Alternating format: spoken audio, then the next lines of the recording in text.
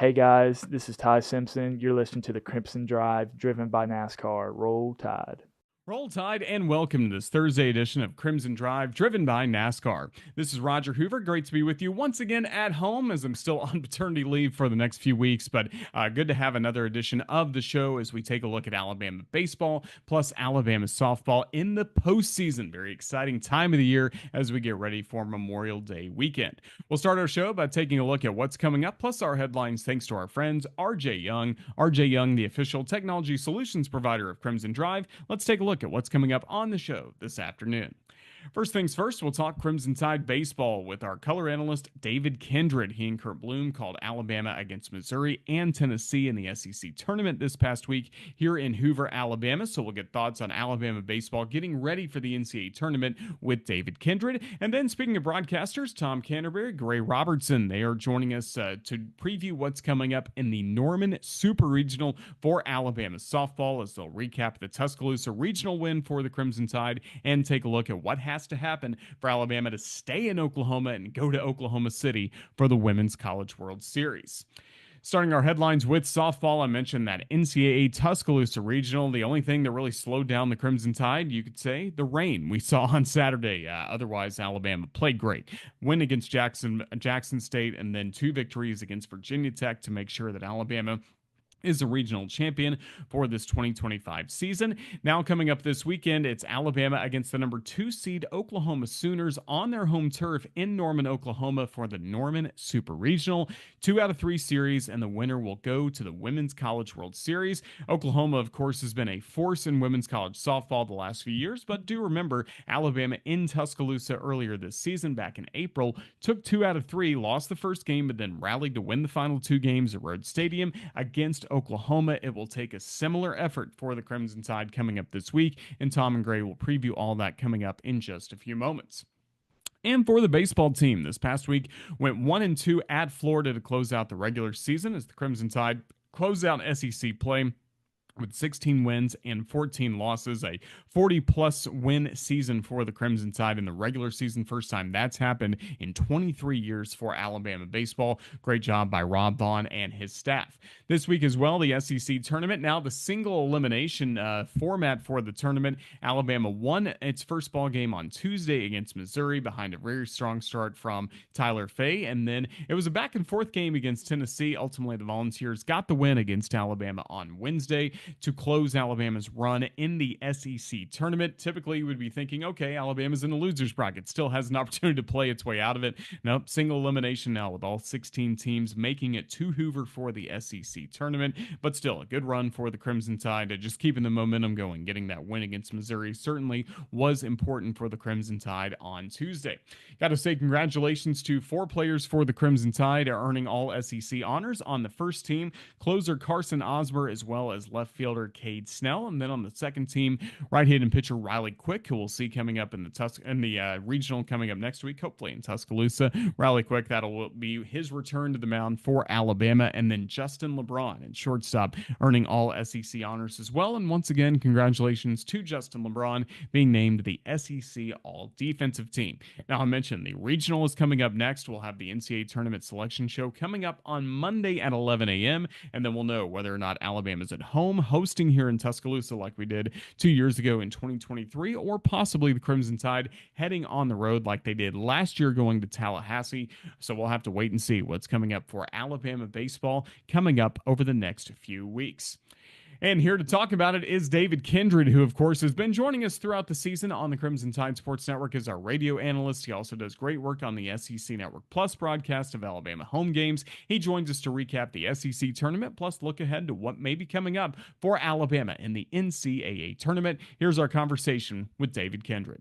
David, I missed you. I've been gone for a few weeks from the baseball game side of things, but I know you and Kurt had a lot of fun in Hoover. How's everything going? Roll Tide.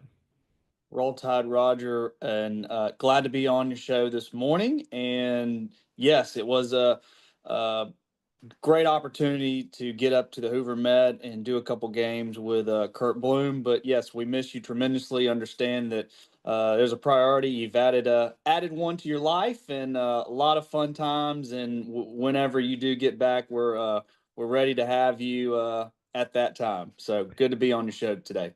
Oh, thank you so much. Well, it's an exciting time for Alabama baseball. You get to the postseason, and before we talk about this past week in Hoover with the win against Missouri, the loss against Tennessee, just give us some overall thoughts on where you saw this team from some of the first games you called and the very cold temperatures we had in February to where we are now at this point, having gone through that gauntlet of its SEC schedule.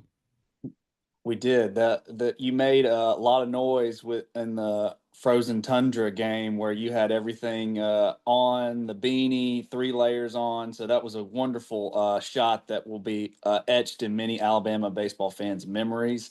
And I was wish I had had all those layers on myself, but I was making light of that. But yes, the from 2024 to 2025, I felt like this team has drastically improved in Coach Rob Vaughn's second year. I think the premise for him coming out of the 24 year was to get more athletic with guys like Bryce Fowler, Richie Bonamolo, more defensively, as well as being able to be athletic and steal some bags, but also still have that power and balance um, on the mound as well. And I think in 2025, and I think we're going to talk a little bit about this, I think this team is much improved. I mean, 40 plus wins in your second year as a head coach is pretty phenomenal, especially as good as the SEC has been, and also gotten better with the conference expansion of Oklahoma and Texas. But yes,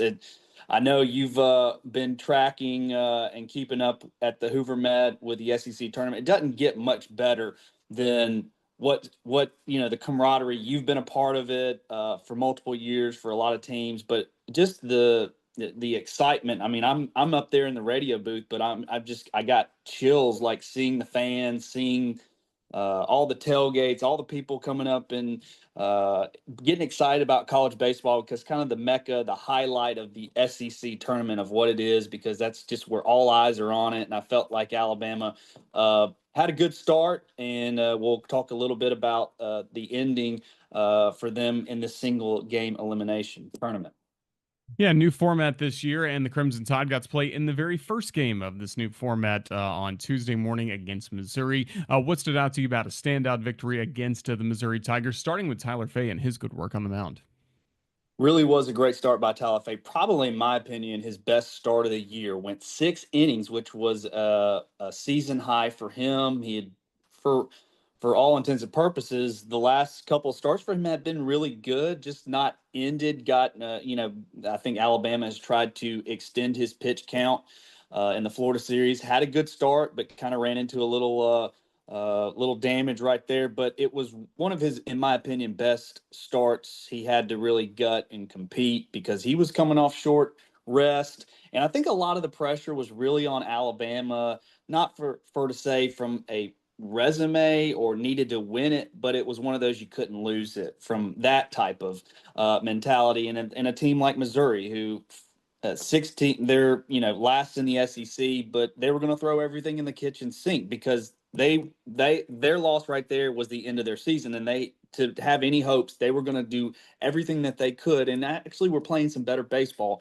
and threw one of their best arms in Sam Horn, who was a two way player, a two-way from a football standpoint, quarterback competition, and also big guy throwing 96, 97 for 3 innings. So I mean, it was a very uh, a very good pitching performance by Sam Horn. He walked a couple of guys, but the offense came alive. Got Justin LeBron and Cade Snell got a couple of hits, and then Brady Neal ended up kind of pushing the game out with a home run late in the game. So a good quality win, 4-1 for Alabama to then get to the next game in Tennessee.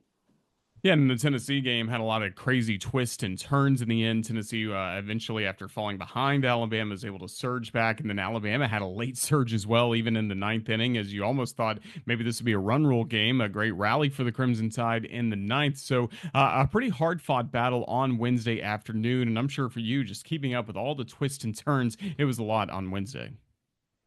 It was a very exciting game. I think for both clubs that have very similar resumes, and obviously let's be real, it's a rivalry in and of itself. No matter where you line it up in Alabama and Tennessee, where Tennessee during the season had taken the series 2 of 3.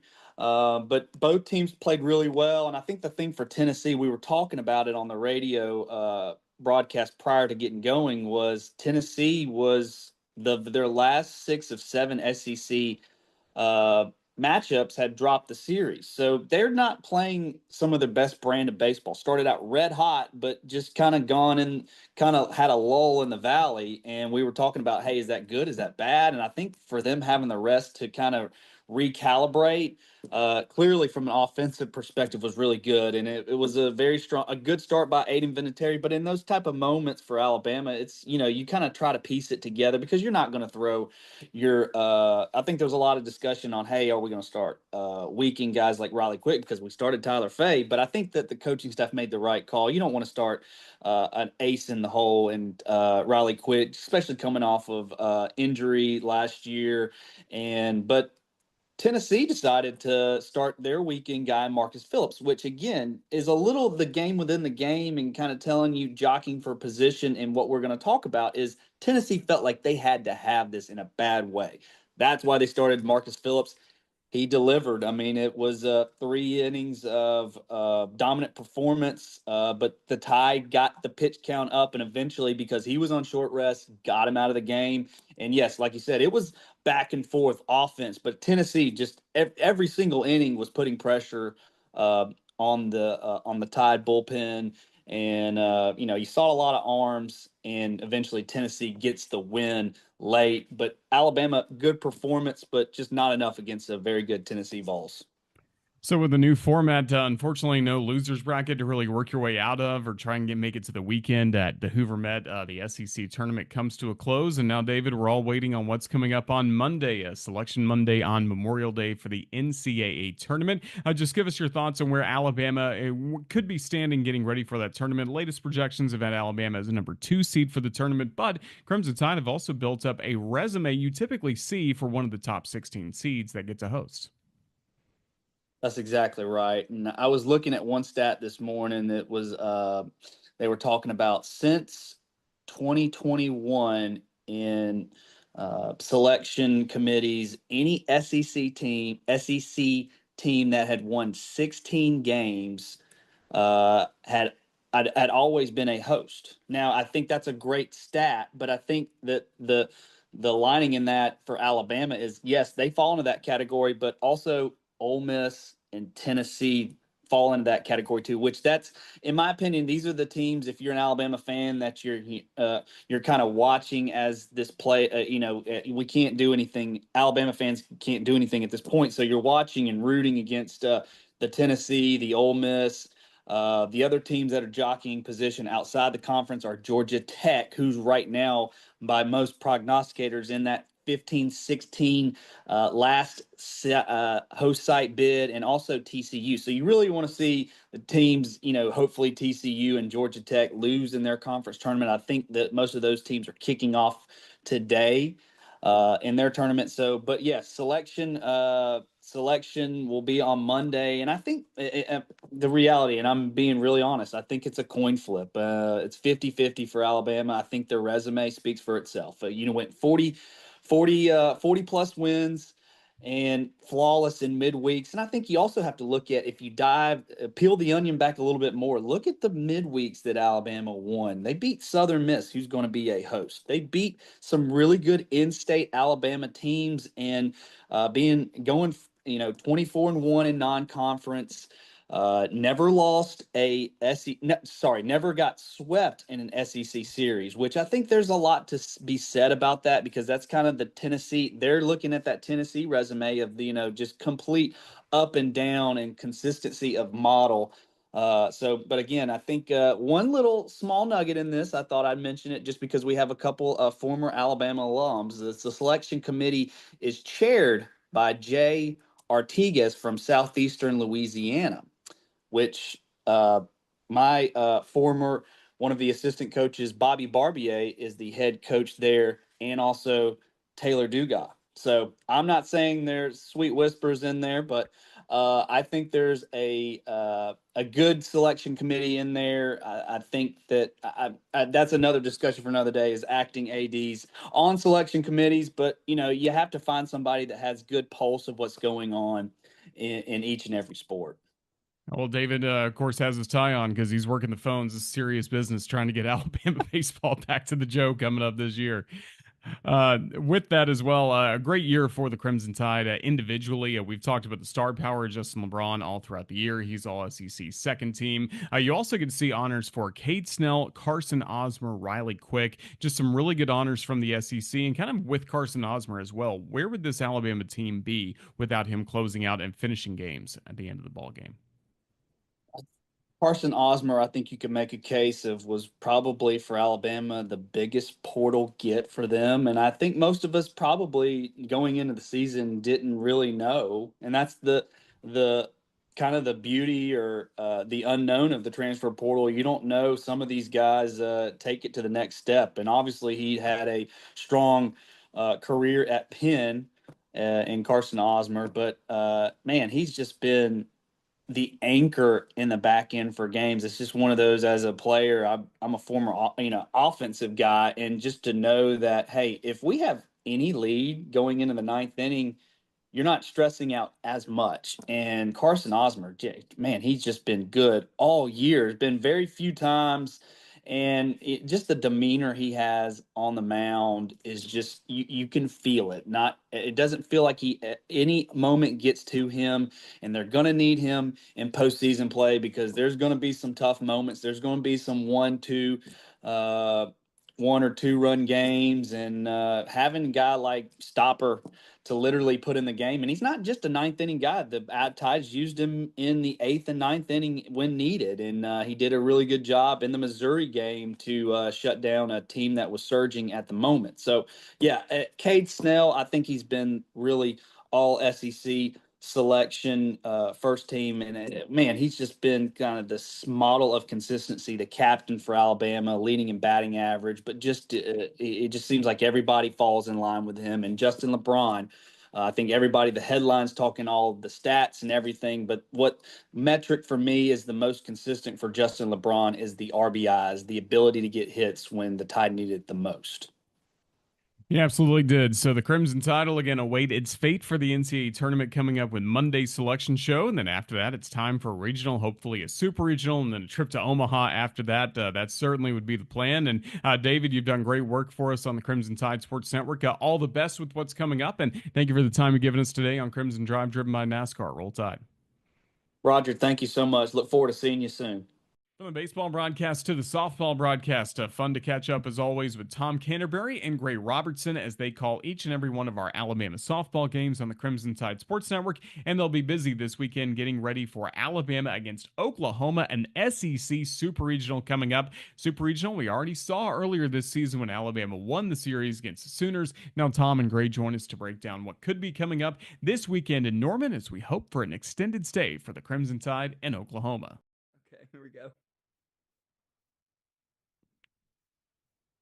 Thank you so much, Roger. Tom Canterbury alongside Gray Robertson, and we are still playing softball here at the University of Alabama. The Crimson Tide on its way to Norman, Oklahoma to take on the Oklahoma Sooners in the Super Regional round after a heck of a Tuscaloosa Regional when Alabama got a couple of wins over Virginia Tech to advance. And Gray, it was a great scene this past weekend at the Rhodes House. 2 epic softball games, Alabama coming out on top over the Hokies of Virginia Tech.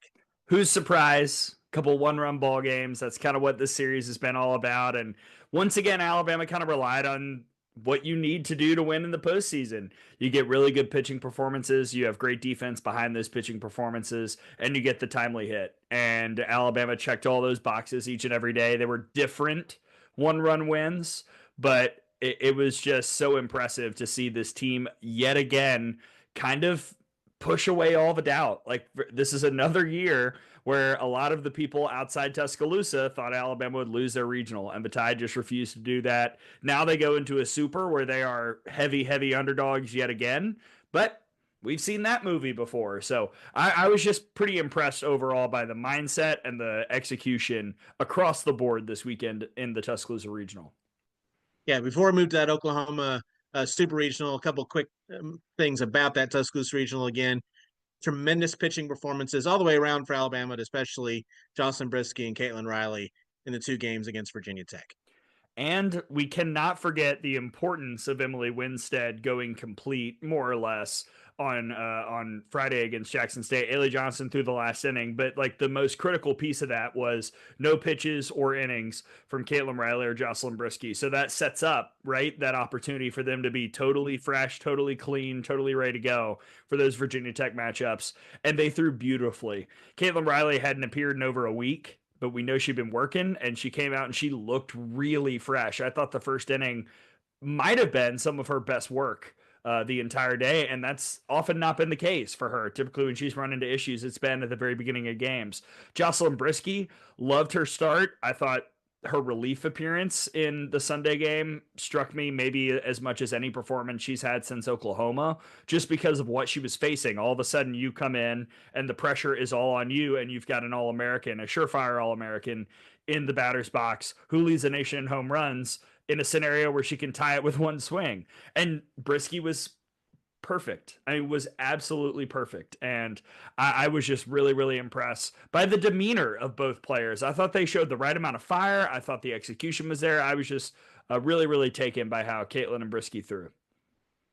And defense, which was frankly a liability for Alabama the first month and a half of the season, has really turned around, and it was stellar this past weekend. One of the plays of the entire regional was in the first inning of the first game between Alabama and Virginia Tech, when Lauren Johnson threw out what would have been a third runner at home, a third run to score in the first inning at home. It was originally called safe. It went to review and it was overturned. But that was a great play. There was a line drive double play that was turned by Abby Dukeshire at first in the championship game as well. The Alabama defense just continues to be an extremely high strong point for this team as they move forward in the NCAA tournament. Yeah, teams are allowed to get better, and parts of teams are allowed to get better. And the defense has made so many strides in the last month and a half. But I mean, it was just so cool again to see the defense make the plays. Abby Dukeshire, Lauren Johnson, I think Salem Hawkins was really, really good. Had one error, first time in a while that's happened, but she also made some really difficult plays. Brooke Ellistad held down the hot corner well. Audrey Vandegrift had some really good first steps on some fly balls out to center field. Just the defense again. Like if you've got a defense behind you and you're a ground ball pitcher, a drop ball pitcher, a ball and play pitcher like a Caitlin Riley or Jocelyn Brisky, then you're so comfortable when you know that defense is going to make plays. And I can't help but think that there's a major correlation between how Brisky and Caitlin have pitched in the last 2 months and how the defense has improved. And I think if that synchronicity remains, then you go into Norman feeling really, really excited about the possibility of what you can do with that side to hold down a very, very potent Sooners offense. And offensively, Alabama, Audrey Vandegrift did a lot of great things at the top of the order, got the speed game going a lot, especially in the first game against Virginia Tech. And Callie Hevlin, the home run was huge in game number 1. And it wasn't just a barrage of hits for Alabama offensively, but a lot of hits coming at the right time for the Crimson Tide. Average-wise, it was actually kind of a bad situational hitting weekend, but we don't really care because it's about what those hits that you get mean. And the hits that Alabama got with runners on base, runners in scoring position, they were crucial. I thought it was a very balanced weekend. Lauren Johnson, Vandegrift continuing to deliver at the top of the order. Callie had a really, really strong regional. There were a couple quiet bats kind of after that, but from players who had been the hottest bats in the lineup at the last 2.5 weeks of the regular season. So I'm not mad about it. Like I'm not sounding any alarms. It was just good to see the offense kind of get a little bit of everything from a little bit of everybody. And I also thought outside of the first time through against Emma Limley, and her stuff was cooking on Sunday, sure. Alabama did not chase all that much in the regional. So that's going to be another key coming up this weekend that we'll talk about in just a bit. Plate discipline is so critical this time of year. And I felt like Alabama showed a solid job of that against Virginia Tech. So moving on to this weekend, Alabama travels to Norman, Oklahoma for the first time in program history. Alabama has a long history with Oklahoma, but it's never been actually at the Sooners' home field. It's either been at a neutral site during the regular season in Tuscaloosa or at the Women's College World Series, which is only 30 minutes down the road in Oklahoma City. So first time traveling to Norman at the brand new Loves Field against the Sooners. And Alabama got 2 out of 3 against Oklahoma, one of 2 teams to beat the Sooners in a series this season. So that happened earlier in the year. So Alabama's had success. Alabama's had success historically, relative to what other people have had success against Oklahoma. It's not like a lot of people have. They're the 4-time defending national champion.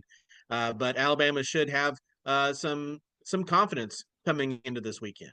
And should have no pressure. There is 0 pressure on Alabama. All the pressure is on the side of Oklahoma. Why? Because they've won the national championship 4 straight times. And because every human outside of the Tuscaloosa city limits thinks they're going to win this regional fairly comfortably.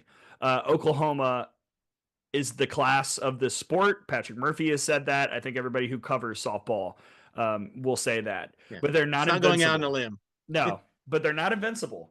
And, right. We've seen already Alabama win that series against the Sooners this year. And, the main thing I've heard from Oklahoma people since then, as we get ready for the Super, is, well, OU's a different team. Alabama is also a very different team. If you look at the lineups from that series, you would be surprised at some of the shifts that have changed since then and just how many of those shifts have occurred. So it's going to be a battle. It's always a good time when Alabama and Oklahoma meet up. There's always something that goes down. I fully anticipate this to be a highly entertaining series filled with high quality softball. You have to play well to get through to the World Series. There's no way you can luck yourself or fluke yourself into getting to OKC. And I think both teams are going to bring it this weekend in front of a packed house, a crazy environment, and with national TV and the eyes of the entire softball world trained on Love's Field. So the Crimson Tide heads to Oklahoma to take on the Sooners in Norman. What will be, like we just said, that Alabama will have to play near perfect to beat a team the caliber of Oklahoma. Oklahoma will have to play well to beat a team the caliber of Alabama. What will be Alabama's keys to a victory at Love's? I think the biggest things really center around not giving OU anything extra. No extra bases, no free bases, no extra 60 feet, no extra outs. What the Tide did really, really well in the regular season series was not walk Oklahoma very much and really not have any errors. And the ones they did have, they didn't lead to much, honestly. So Alabama's got to play very clean. I still think the thing that makes Oklahoma so good is not the home run power. I know everybody sees the home run numbers and they go, oh my gosh, that's astronomical. It's what the home runs mean. The home runs more often than not, come after an error or 2 walks or something, 2 free passes, 2 extra outs, something that puts 2 people on base, and then they hit the 3-run bomb. And it's like, whew, man, that's almost more demoralizing than if you give up a solo shot to one of their many great hitters. But you've got to make sure that damage is limited. You've got to make sure that you do not give the Sooners a darn thing. Wild pitches, hit by pitches, walks, errors, all of that has to be minimized as much as possible. And if you do have one, don't panic. Because we've also seen that, right? A lot of teams, OU has been on the ropes before in games they've won, and we have seen teams fall apart because there's maybe one of those free passes, a leadoff walk, an error, and then you can almost see it on their faces like, uh-oh, this is what's going to happen. Alabama cannot have that this weekend. They've got to have that attack mindset, that aggressive mindset. They need to really try and throw the first punch and truly go at the Sooners, because if you let the Sooners go at you, you're going to be in a tough situation. So those games starting on Friday, it'll be a 4:00 first pitch, 3:45 airtime here on the network, a 2:00 first pitch on Saturday, 1:45 the airtime on the network. Sunday everything is TBA. So it'll just depend on how many super regionals go the 3 games. But if there is a if necessary game on Sunday, whenever it is, we'll have it for you here on the Crimson Tide Sports Network from Norman, Oklahoma. For Gray Robertson, I'm Tom Canterbury. We'll see you in Super Regionals in Norman this weekend here on the Crimson Tide Sports Network. Back to you, Roger. Appreciate Tom and Gray for all their time, and best of luck to them and the Alabama softball team as we take a look at our upcoming schedule. That's the only sport going here on the Crimson Tide Sports Network. Alabama against Oklahoma will start play on Friday at 4 o'clock. Our radio coverage will start 15 minutes prior to first pitch, both Friday at 3:45 and then 1:45 coming up on Saturday for Game 2 of the Norman Super Regional. And then, if necessary, the championship game of the Super Regional will be taking place coming up on Sunday in Norman. Time to be announced based on the television assignment that Alabama and Oklahoma will have. But we're rooting on Alabama softball coming up this weekend at the Norman Super Regional. Then we'll have baseball, of course, next weekend as well, either in Tuscaloosa or on the road for the NCAA Regional. Some more details on that coming up during our next edition of Crimson Drive, driven by NASCAR, coming up next Thursday. But make sure you follow us on all of our social media platforms at UA_CTSN for the very latest to see where Alabama baseball is headed and the results coming up this weekend from Norman for Alabama and the Norman Super Regional. That's going to wrap up this edition of Crimson Drive, driven by NASCAR. Huge thank you to some of our broadcasters on the network: Tom Canterbury, Gray Robertson detailing Alabama softball, David Kindred giving his thoughts on Alabama baseball as well. We thank them for all of their time with us here on the Crimson Tide Sports Network. We thank our video producer, Ethan Carabin, put this entire show together. Great work as always by Ethan, and we look forward to seeing what's coming up next week on Crimson Drive, driven by NASCAR. For everybody with Crimson Tide Sports Network, this is Roger Hoover saying thanks for watching. Best of luck to Patrick Murphy and Alabama softball this weekend, and Roll Tide.